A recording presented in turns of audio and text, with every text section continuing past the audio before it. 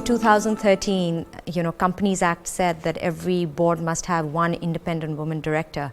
Everyone went running. Everyone went running. And we're still scrambling. But I don't think anybody sat back to actually say, what are the parameters for a board member? Any board member, not just women, man as well. What are the parameters of a board member? Might differ slightly differently from industry to industry, but it's a board of management. You manage the management. You are not running the company. So questions on domain expertise, too much of it, too little of it, people experience, there are lots of other questions that come in. So I think have to have a much more defined structure. We found that women chairs, women CEOs land up having companies that are far more diverse than the other way around. Our research is showing that 33.5% of companies where women are either chairs or CEOs, the gender diversity is markedly improved. Whereas in the case of men chairs or CEOs, this goes down to just below 20%.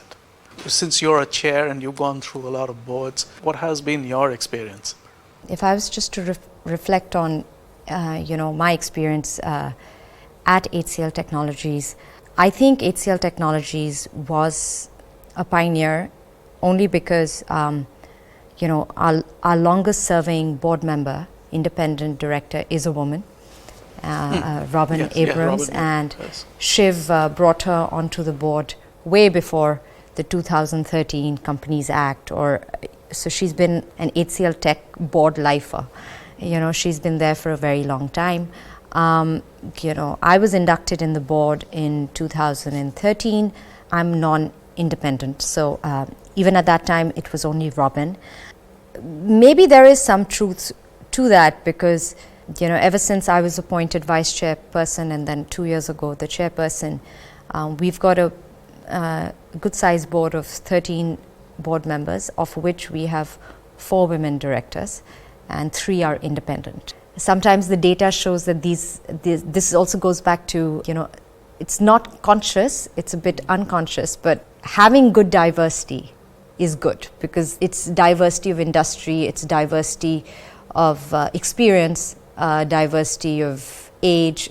A board is also a company in itself, and to have that kind of working environment actually helps the management think outside the industry that they work on, because otherwise they're already quite myopic. So the board's job, along with of course governance and other responsibilities, is to help them always think around the bend, think outside the box. And the more diverse the board, it's probably the better it is. What's also happening is those many more newer companies are getting listed. It's much more of a requirement of listed companies than it is of unlisted companies, but from a regulation standpoint.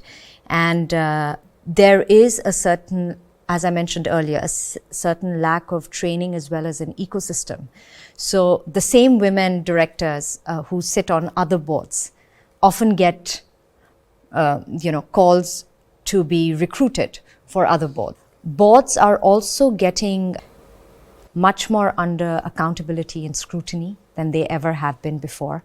I think it's for the regulators to question that, is that a detriment or not? Because boards are liable and they're seriously liable. So where is the balance between attracting and creating a larger pool of board directors, qualified men as well as women, and keep increasing those numbers, and yet keeping,